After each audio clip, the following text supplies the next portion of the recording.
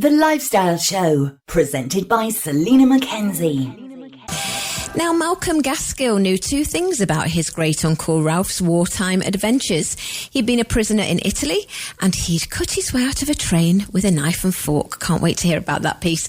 Apart from that, he'd faded into family folklore until one hot afternoon in an English country garden, a chance conversation set Malcolm on his uncle's trail. He's here to tell us all about it. Great to have you joining us, Malcolm. Great to be here. Thanks for having me, Selina.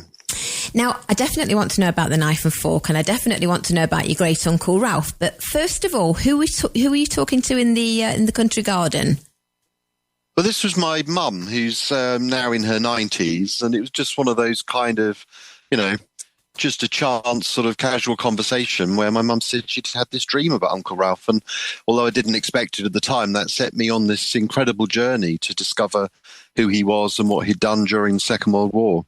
Our ancestors have got some great stories to tell, and I'm glad people like you bring them to life, because otherwise they get forgotten. So tell us about him then. What did you learn? Well, he's quite a mysterious man, really. I'm not actually sure I ever met him. And if I did, it was very briefly when I was a child. I don't remember it.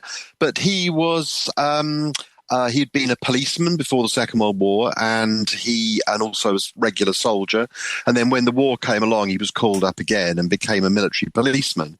He was sent off to North Africa, where he was captured in 1942, and then sent from North Africa to Italy, where he was put into a prisoner of war camp. Now, I kind of remember a little bit of that as a child, but really not very much. And so there was an awful lot more to discover, fortunately, enough, as it turns out, to fill a book.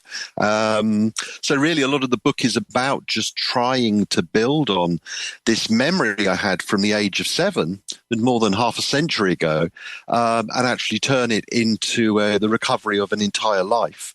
Again, of this man I didn't really know at all, but turns out to be both a kind of everyman from the Second World War, but an individual as well, someone with his own kind of, complex story and his own complex characteristics, like the rest of us, I guess. And how did you do that, Malcolm? I mean, I've started a few times trying to trace my family tree and always gave up at about the second hurdle. Where'd you start? Well, I was incredibly lucky. The starting point was that I'd heard in the family that he'd left a diary. It turned out not to be a diary. I managed to get hold of it. My mother's cousin had it in her attic. It was a memoir, but it was something he'd written a little bit after the event, when he was in hiding right at the end of the war. And it's an account of an escape. And I think without that, I probably wouldn't have had that much to write about, because that really, he writes in tremendous detail in this very exciting, gripping way about how he escapes from this prisoner of war camp.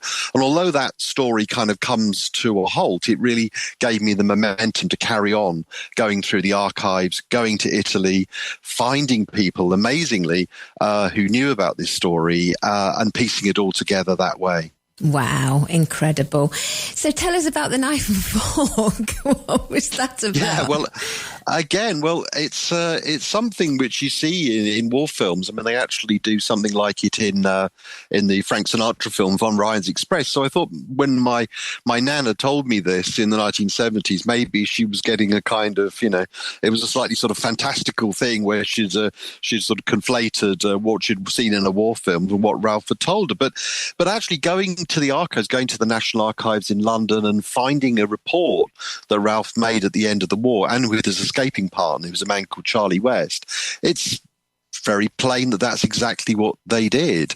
They used table cutlery to lever up a plank in the bottom of a train that was taking them from Italy to Germany after the Italians left the war, and that's how they got out. And it turns out other men did the same thing.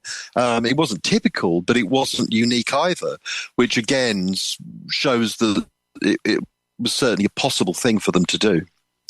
And once he had escaped, what did he do then? Did he stay in Italy?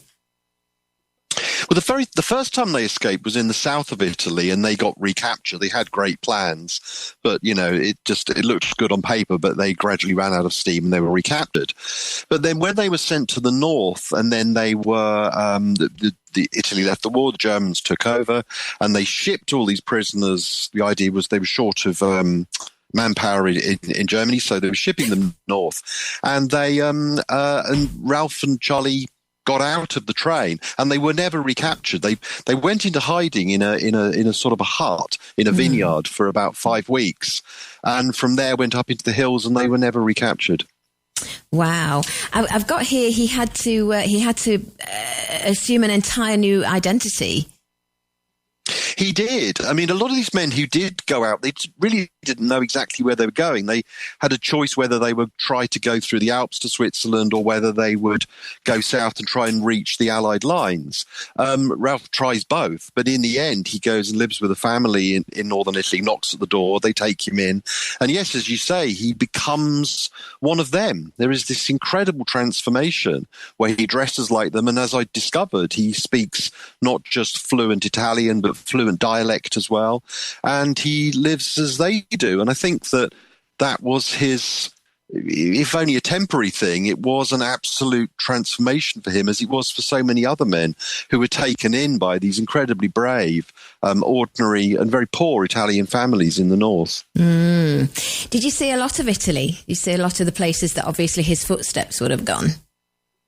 Well, this was, again, one of the most incredible things about this as a journey of research, is that I had to go there and, as you say, retrace the footsteps. And I have a very good friend called Domenico, and he came with me because my Italian is not very good. So he was my translator and my driver and everything. So we did these 3 incredible road trips between 2021 and 2023. So we went all over the place and really saw most of the places where Ralph had been. And again, even found the hiding place I mentioned just now in the vineyard where he'd hidden immediately after he cut his way out of the train. And this building is completely unchanged from the war. So really quite remarkable to actually get inside, open the door, go inside and see precisely where they were, the place that they had described to British intelligence when they finally got back after the war. And you put photographs like that in the book, and indeed photographs of Great Uncle Ralph. Yeah, there are a few photos in there, and there is actually a photo of that hiding place. Which was a struggle to identify because this is a photo from 1958 and nothing was written on the back, as so true on so many of these photographs. And you have to kind of just work it out. It's really useful to be able to put these things on Facebook. That has an incredible response. Without Facebook, I really couldn't have done this. But yeah, so it's there is this sort of in-between photograph. So there's the story in 1943. There's this picture in 1958 when Ralph went back, it turns out, to visit the people who had looked after him. And then, me going there in 2022. And so you get these kind of looping of time, this strange kind of echo of him sort of haunting himself and then me haunting him, as it were. Incredible. And yet certain buildings remain the same, as you said. It's just amazing, yeah. So why the title then, Malcolm? Why the Glass Mountain? So the Glass Mountain comes from a book by a German writer, W.G. Sebald, who wrote in a work he wrote called Austerlitz. And he talked about the Glass Mountain was a metaphor for this massive lens through which we look back at the past. But of course, it's transparent, but it's cloudy. And the past lies on the other side of it. So everything we see is kind of partial and distorted. And Sebald said, when memories come back to you, you sometimes feel as if you were looking at the past through a glass mountain. And that's really what he meant, that we're forced to look at the past this way, but we only get a kind of an incomplete picture. So that's where the title came from. But it also kind of worked quite well because so much of the second half of the book is really about mountains too. There's the imagery of mountains runs right throughout the book. Do you feel like you've got to know Great Uncle Ralph through doing the book? I think I got to know him better than anybody else. He was rather a kind of yeah, I think so. He was rather a buttoned-up kind of man. And my mother remembers him very well and said he was quite cold and stiff and rather unemotional. So really, particularly because of the relationship he had with the Italian families he stayed with, I kind of got to see another side of him. So I think I've seen all the facets that he presented to the world as they're recorded in different places. And so, yeah, I think I do know him. I think in some ways I know him better than his own wife did, my Auntie Flo, because I think he didn't necessarily tell her everything, particularly about where he was, because it does seem that he did rather enjoy himself when he was living in Italy, and he does slightly go off the radar. Because over 10,000 men who walked off after the Italians left the war did actually manage to make it through Switzerland or to the Allied lines. But I think Ralph had the opportunity, but he just kind of, kept his head down and then went home in the end. So, of course, as you'd imagine, he'd got home very late. He'd got home, 18 months late. And I'm sure that she, like others, perhaps wanted to ask the question, where on earth have you been? Yeah, there was definitely this side to him. He was an enigma. He sounds like it, and I'm sure he's looking down on you with great pride, because he probably wanted to publish the memoir himself, but back then... I do hope so. I hope I've done him proud. I think you will have. This is not your first book. I believe you also have The Ruin of All Witches. Oh, I've written a few books, yeah, and they've mostly all been about the history of witchcraft. I'm actually a historian of the 17th century, so I've written about witch trials and witchcraft beliefs. So this was a bit of a departure for me. And again, it was usually books before I've kind of decided to write them, and there's something about The Glass Mountain felt more like it kind of decided, it chose me. So it carried me very much from the 17th century into the 20th century.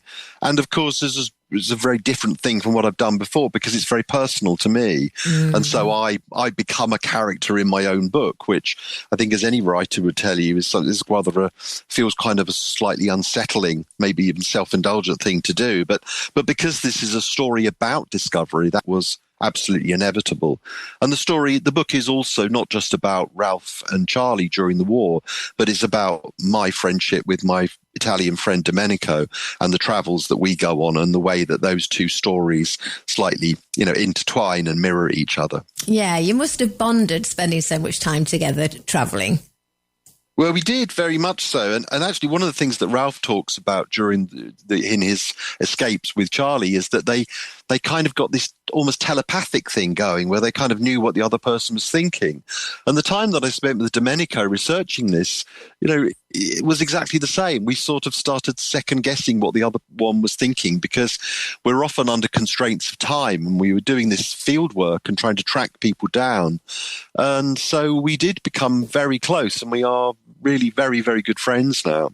And so, and that to me is as important a discovery as what I discovered about Ralph, even though I could never, ever have predicted that starting out. Yeah, incredible story. And these stories matter so much.